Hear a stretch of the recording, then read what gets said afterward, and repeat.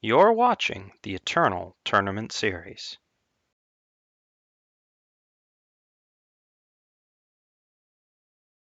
Round 3 here at Week 2, Season 4 of the Eternal Tournament Series. I am Truedawn, joined as always by my wonderful co-host, Bairdrus. Hey, what's up, everybody? We got another exciting matchup coming up for you. We're going to have Marius on Akaria Blue up against ChibiKawaii, who's on TJP Cockroaches. It's a very interesting deck that we haven't seen brought in quite a little while, actually, and I'm super excited to see Chibi play it. Yeah, traditionally the Clockroach Crown of Possibilities deck is only the Elysian color combination, splashing green for Vanquish and Harsh Rule, and protects in the sideboard. It's certainly an interesting addition. Harsh Rule gives you the ability to answer a lot of threats that are very challenging to deal with. There's also Desert Marshal as well. So the interactivity you're getting from the green cards really does help you live long enough to kind of just like do your thing, redraw all the Clockroaches. The deck does have incredibly powerful inevitability if it's allowed to go off and it is able to survive to that point. So the green splash certainly seems to help enable that game plan, and we will see if it does end up working out that way. Yeah, we will see indeed, and we should be getting into the game here in just a second. Yeah, Marius on his Akaria Blue deck, which I believe is becoming a little bit standard for him, if I'm not mistaken. I do believe, yeah, he has played it several times in the Eternal Tournament series, and his build is also reasonably standard. There is just a couple Karias, a couple Staff of Stories, Lightning Storm, all the general stuff you'd expect to see. There is no Eye of Winter, but that is a card I myself have been pretty lukewarm on anyway. So we will see how these decks match up as we move into Game 1. Yeah, and we will see indeed, staring down the players' opening hands here. Marius not finding Primal right out of the gate. That's going to be a little bit constrictive for him. ChibiKawaii, on the other hand, got all his power, although he does have a bunch of seats and banners, which are going to restrict him a little bit. He will be able, if he wants to just play the banner here, though, go use seat power his turn to fish out something. He'll be able to play Crown of Possibilities next turn and set up his game plan. Meanwhile, Marius on the other side of the table is just a little bit power screwed currently. Yeah, and that's going to a big deal for ChibiKawaii being able to play Crown and not get punished for the tempo loss. Usually one of the biggest drawbacks of playing Crown of Possibilities is there's a 3-mana do nothing. Usually do not have time to just waste. It'll get run over by a lot of aggressive decks by playing it, but here Marius stumbles a bit, gives ChibiKawaii some time. Now Marius is drawn out of it and has played this sort of Akaria to apply some pressure. Yeah, it does have sort of Akaria. And did you happen to catch the keyword that was on the Sandstorm Titan? Oh, killer. Very interesting. Yeah, that is interesting. It's also interesting to see ChibiKawaii play the larger Sandstorm Titan first, especially because it has Killer. You could potentially get value from that ability later, and you would generally like for the smaller one to eat a potential Vanquish if they do have a removal spell such as that. So getting punished a little bit there, with the Killer getting silenced off, although this is still a 6/7 and it's still doing a whole bunch of work. Yeah, absolutely. And Marius, quite a few turns off of playing Harsh Rule here, does find a power this turn, but in the meantime, just going to have to soak some damage this turn. And wow, still not finding another power. This could put him in a very, very dangerous situation. ChibiKawaii is going to have a great head start on his life total. Although, if Marius did find a power, the Harsh Rule is very good. And he did find a power, although it essentially comes into play depleted. He can play something like Sword of Akaria or Valkyrie to buy him some life. And then on the following turn, Harsh Rule is going to come down. And that actually does go a long way towards stabilizing Marius in this game. Yeah, absolutely. And ChibiKawaii just not finding units here, which is, really where he wants to be. I'm curious to see if he will play around respecting the Harsh Rule this turn, or if he's willing to commit more. And it looks like he is going to respect the Harsh Rule. Smart choice out of him, as we do see Harsh Rule coming down for Marius. And ChibiKawaii does not have a lot going on, although he does have 2 crowns, so like any creature off the top could like get Destiny, Echo. Like there's a lot of nonsense that can certainly take place. And the Sandstorm Titan also does demand an answer in the medium term, and Marius currently does not have a great one for it. Yeah, very true here. Curious to see what Marius is going to do. He may just have to fire off this other harsh rule, and in fact, he does elect to. Doesn't feel very good when you're in a situation where you have to do that, but it is what it is at the end of the day. Chibi still just picking up answers, but not picking up any threats of his own, and with double crown in play, any threat he picks up is just going to be devastating. Yeah, these vanquishes will buy him some time to live and get forward to the point where he's more likely to draw creatures, although Marius is a weapons deck, and his hand is full of weapons, and the current interactive cards that Chibi is holding do not deal with those. Yeah, absolutely not. And we do see a card being picked up off Rise of this Challenge for Marius. That's going to speed up the clock a little bit, or it would anyway, if Scorpion Wasp wasn't hanging out. ChibiKawaii picked up a Desert Marshal. Didn't happen to catch which 2 keywords. Deadly and Endurance. Deadly Endurance, not the worst in the world. It's another Scorpion Wasp. Yeah, essentially it really is. It's got a silence effect attached to it too, so that's actually pretty good. ChibiKawaii wisely, though, not going to jump anything in front of this. Going to be able to use the Scorpion Wasp now to his advantage, taking care of Ikaria.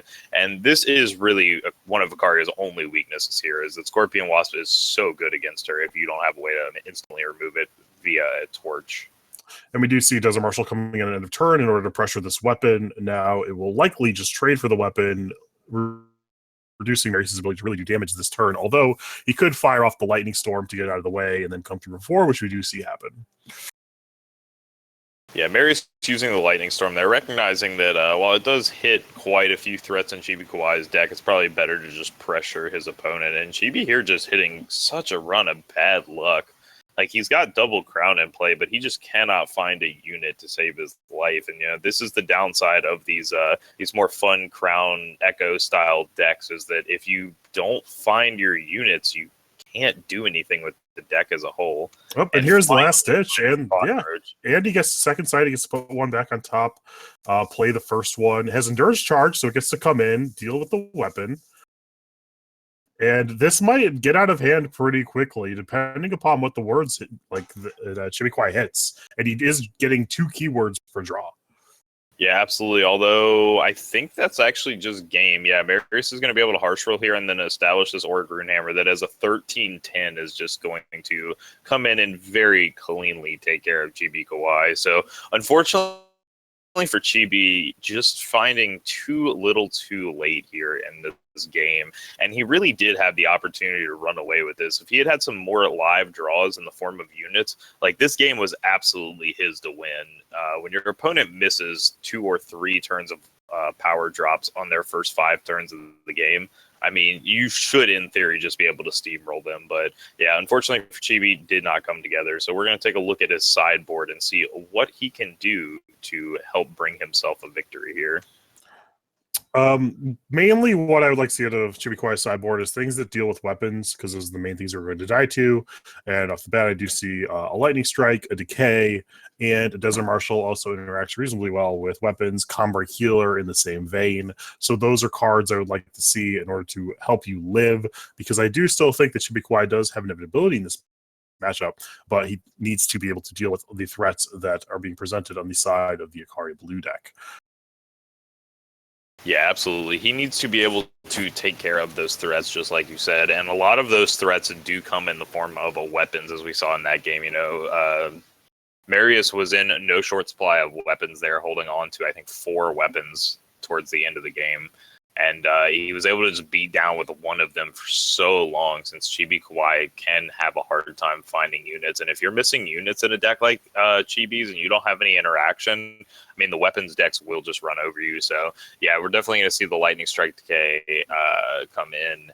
This will hopefully help him out. On Marius's side, however, we've got a couple of Rain of Frogs, an Eye of Winter, Lightning Storm, Backlash, Ruin, Permafrost. Like, we'll probably see some amount of like Permafrost come in, maybe the Furnace Mage, Eye of Winter possibly, and Rain of Frogs I definitely would say are coming in. Yeah, you definitely want to deal with a lot of the key cards. Rain Frogs help do that. Yeah, I certainly agree with that. Moving into game 2 here, we do see both players' hands, and we will be hitting power drops as we move into the later turns. Yeah, absolutely. As we're pushing into turn 2 here now, Marius picking up a torch. Nice draw for him. ChibiKawaii, on the other hand, going to be a little bit awkward here. He's basically going to be a turn behind right now since he drew a handful of seats and banners. But he at least does have interaction this time around. He's got the cockroaches and he's got the nesting aviasaur to go ahead and bounce them back. So we'll probably see a cockroach get established here. I wouldn't be surprised if on Marius's turn he's willing to fire off one of these lightning strikes just to take care of it, or lightning storms rather. Yeah, it doesn't really have other great targets. I'm actually surprised to still see them in, or at least like multiple. It really only hits like the baseline cockroaches. They're gonna get out of range pretty quickly. Yeah, absolutely. And we do see Chibi go for the old Echo game plan here. He's just going to use the nesting aviasaur to set the cockroach back on top of his deck. He's going to gain a couple more cockroaches, and all of a sudden they're going to start to get quite large. Yeah, this is pretty close to the nut draw for ChibiKawaii. The better draw would have been Crown on 3 instead of the first cockroach. But this is still really good. Even though these cockroaches don't have a bunch of keywords, there's going to be a lot of them, and they're going to be fairly large.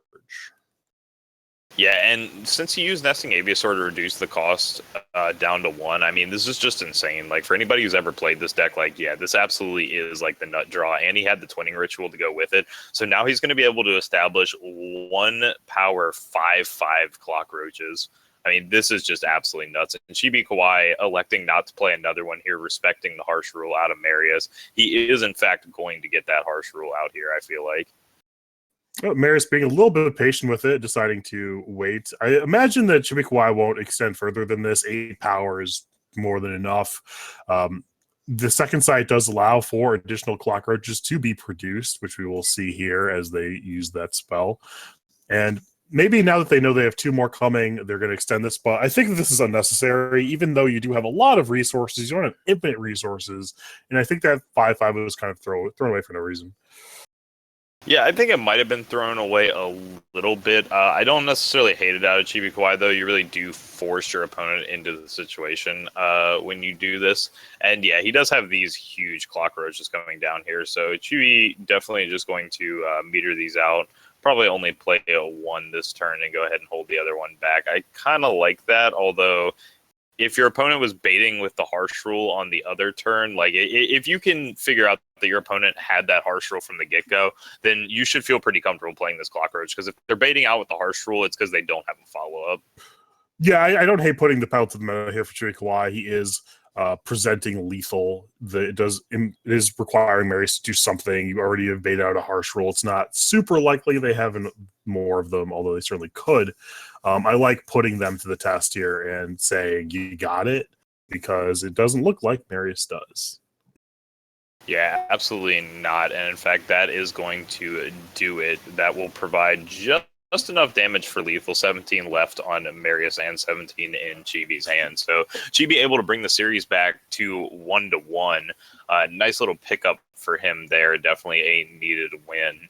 And players are going to re-review their sideboards. And yeah, now we see Marius go ahead and taking out those lightning storms that were kind of already questionably in, increasing his count on Rain of Frogs and Furnace Mage, bringing those up a little bit in their numbers. And those cards will definitely be ones that help out. Furnace Mage wouldn't have been good in that instance, that one particular game, but the Rain of Frogs is certainly an excellent card in this matchup. I have to imagine that Chibi will be pretty happy, or Marius rather will be pretty happy to have the extra copy in and see it.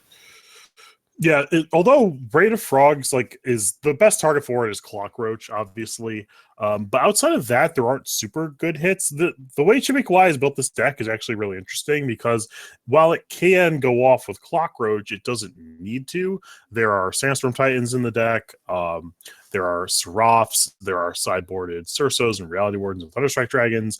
The deck is very threat dense, and it could just win with these creatures by themselves, and the Crown and Twin Rituals and stuff just serve as a augmentation to that, not a necessary core part of the deck. Yes, this is very true. Marius here with a little bit of an awkward start here. He doesn't have double justice out of the gate, and he is playing essentially a turn behind with all of those seats. Chibi, on the other hand, looking like his hand's going to be very, very solid. Marius, fortunately, picking up his second justice influence as well. And this is certainly one of the hallmarks of the Ikaria blue deck. The mana is fairly horrific because you're trying to have double blue on 3 for Wisdom of the Elders and triple justice and triple fire on 7 for Ikaria. Meeting all of the requirements is like not actually mathematically possible to get to 90% efficiency on all of them. So you're going to be paying costs somewhere. You're going to be playing like depleted power or not have colors or whatever. So this is a pretty common occurrence for the Ikaria blue deck. Yeah, absolutely. And we do see that coming to bite Marius a little bit here, not drawing an undepleted power here, actually just drawing a seat. So Marius not going to be able to harsh rule this turn, which does mean he's going to soak 7 more damage on the follow-up. Marius right now, after having played a Rise to the Challenge, looking through his threats, trying to decide what he's going for, and kind of hard to say. He has to keep the power on it pretty low since he's already having power issues. So it's unlikely, in my opinion, that you would want to grab out something like Ikaria, but it's also hard to say what you actually need to deal with the board. Looks like he does favor the Ikaria here, although he's going to be quite a few turns off of it, depending on his power draws. This actually seems pretty reasonable because he does already have the power to cast Harsh Rule, and he has 2 of them, so he can buy a few turns, and he has the Iron Thorn, so the first power he draws does get him up to Ikaria. So while it does seem like he's far away from it, he's actually going to be able to buy himself time, and he only needs 1 power to get there. That is true. I didn't see the Martial Iron Thorn in hand. That will actually give him the ability to get up to 7 for Ikaria rather quickly. So that is actually a pretty good pickup there. He also did have a lot of his other answers. It was hard to say in that situation what he was looking to pick up.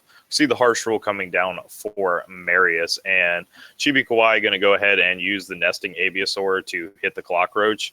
And this is where his deck will get out of control. We'll see if he'll be able to keep up with Marius, though. Marius now hitting his stride, and he's got the Marshal down, he's got the power down, and he's got the ability to drop Ikaria next turn. And you see the silence coming down on Marshal. Ikaria is traditionally a very powerful card in the Clockroach matchup. They generally don't have a lot of good ways to deal with it or any way to deal with it outside of Scorpion Wasp. Sandstorm Titan, though, in this particular instance, is going to help out with that a lot. Although it looks like ChibiKawaii is going to play Clockroaches or debating. Yeah, if I was Chibi here, I actually think I'm pretty happy to get the Sandstorm Titan down in this situation. It's likely going to force out the Harsh Rule a lot better than like this scenario would, because this Ikaria wouldn't have been comfortable to attack into the Sandstorm Titan, and you hadn't seen the card that your opponent had dredged up at this point. So now you're in a little bit of an awkward position where you're going to be able to swing in with this Clockroach. Your opponent's likely just going to trade their Martial Iron Thorn into it since they don't really care about it. They're going to wait to see what you establish. I mean, if you establish a Sandstorm Titan, which you will this turn, that's actually okay here for Marius. He still has a couple draws that could hit it in Vanquish or Stonescar Maul, but even if he doesn't, he can still swing in with the Ikaria and follow with the Harsh Rule. Yeah, Marius isn't in the worst spot, but he still has a lot of Clockroaches to beat, especially if ChibiKawaii does not overextend this board, and he does not. The giant Sword of Ikaria off the top, though, is a huge draw, although we do see that ChibiKawaii, very fortunately, has access to this Decay. Yeah, and this Decay is pretty big here. It would be even better if Marius didn't have the 5 power to follow up. Like, this would be absolutely devastating if that had essentially eaten Marius's entire turn. But as it stands, you know, Marius is going to just go ahead and swing it with the Ikaria. He's going to lose here to some blockers. And he's likely, actually now, since the Sandstorm Titans trade off, probably going to hold the Harsh Rule. I don't think 5 damage is too important, so we'll see how Chibi elects to proceed from here. He's going to need to be careful about the pacing at which he drops these threats. And honestly, I think committing 2 Clockroaches might be a little too much. but it does speed the clock up quite a bit. We are going to see him get punished, unfortunately, by the harsh rule, but it's not like he doesn't have cards to reload with. Yeah, I think it's close there. You play one or two, so it's really like only giving up one card, and the upside is you beat Vanquish. So it is certainly a close decision there. I can't really heavily criticize it, but he has a lot of business left over here, and we'll see what he decides to deploy as a bunch of options, and he elects to play the Seraph and the 7/7. Yeah, no, what he's done here essentially is just provide himself a way to get to lethal. Like he set up lethal here with his 2 low threats, and he's still given himself some very potent units on the backswing if he has to reload here. We do see a giant Stone Scar Maul coming in to take care of the Seraph. And curious to see if this will just be an attack. That's how I'm feeling this should probably go. Definitely once you pick up the Twinning Ritual, you know you're guaranteed to make some more Clock Roaches. And Marius just has to be feeling terrible about this position. Like, he knows that these Clock Roaches are just getting absolutely massive, and there's going to be nothing he can do about it in really... I mean, I was going to say a few turns, but honestly, the clock's pretty much up here. Like, it's answer or die.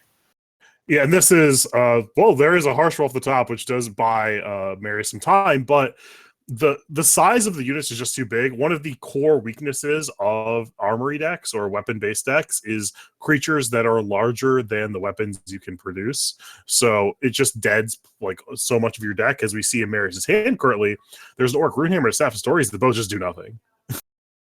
Yeah, absolutely. And this is going to come down to, I mean, he does pick up a Marshal so he can defend himself. And if he can pick up a Vanquish off the Inspire, you know, he can still get himself back to a reasonable position. Unfortunately, though, this isn't going to be the turn for it. He can't even kill the other cockroach. Yeah, he can jump block, so he's not dead here, but he is going to be looking for yet another harsh rule. Yeah, Torch will likely tag this Wasp, although we will see the punish for having end of turn itis because Backlash is going to get fired off. He does fortunately have the second Torch, but 2 damage is going to come through. This is a little messy out of Chibi, though. I mean, he's in a position where he's already kind of won regardless, but it's a little bit of a sloppy play out of Chibi there. If your opponent's committing a Torch to an 11/11 Clock Roach when you're only hitting for 5. Like, you know, it has 6 health left over. The first Torch is only going to bring it to 3. So there's no sense in backlashing the first Torch rather than waiting for the second one and already forcing them to waste resources. Like, you're just punishing them even further at that point. Yeah, and that if he had done that, it would have been lethal that turn. It didn't really matter. He was like super far ahead, but having both of the 2 power creatures live along with the 2 damage would have forced lethal. So Chibi still takes the game 2-1. And a good showing here by a deck that a lot of people would not consider to be particularly competitive. Yeah, it's definitely not a deck that really is brought up in the competitive archetype discussion, but ChibiKawaii out here trying to make it look great. And I mean, he definitely did. Those are some impressive showings there in those matchups. I mean, I'm very happy to see Clock Roaches not only show up and do well, but show up and just go off on stream. Like, I think it's important that for people who have never seen the Clock Roach deck, like, you get a chance to see firsthand just what that deck can do, because it is a very cool archetype, even if it's not the best archetype. And who is to say? I mean, Chibi certainly made it look pretty convincing there. You know, Ikaria Blue definitely had some problems there, but the fact that Chibi was able to overcome 3 harsh rules a game is fairly impressive. Yeah, the deck certainly it does have some power. I've been experimenting with more competitive builds of Crown myself, putting it in decks like a normal Elysian mid-range, but still having access to Thunderstrike Dragon to recur via Crown. Him taking this route with Clockroach certainly also looked reasonable. He has, like I said before, reasonable threats on their own in Sandstorm Titan and Seraph, and in the sideboard Thunderstrike and Surso. So it's not fully reliant on going off with Clockroach, but there are a number of games where you will do that, and that will matter, as we saw in that game. It's just hard to beat that many giant creatures. Yeah, I mean, there is only so many times you can answer 7/7s, 8/8s, 10/10s. Like, you really do hit a wall where you can't go on any further. And that was certainly the point where we saw with the Ikaria blue deck, is that they just hit a wall where they couldn't go on any further. I'm curious to see if Marius brought in Eye of Winter in that matchup. I'm not normally a huge fan of Eye of Winter, but I think in that matchup, it definitely could have served him well as just a way to sink power every turn and lock a unit down, because that was really the position he was in towards the end of that game, where he just had to lock something down every single turn to keep himself alive. But just a little food for thought. Yeah, Eye of Winter is certainly one of the ways to deal with large creatures. It's weird because one of the better answers that the color combination has to large creatures is Permafrost, but Permafrost does not interact particularly well with the rest of your weapons, because you do eventually have to attack that creature if you ever want to go face. So things like Eye of Winter and Permafrost, while they do deal with the giant creature temporarily, it's going to be something you have to deal with later at some point eventually. Yeah, absolutely. And yeah, I mean, unfortunately, just wasn't able to bring it out there with the Ikaria blue deck. So taken down by the old cockroaches is cool to see. And I do think we have a backup match for you all. We've got Marius on Armory. Oh, unfortunately, yeah. Okay, so we're not going to get to see Marius. Marius was on Armory, though. He's playing Larones on Elysian mid range. I think they're in game 2 or 3. Yeah, game 2. Larones is up 1-1.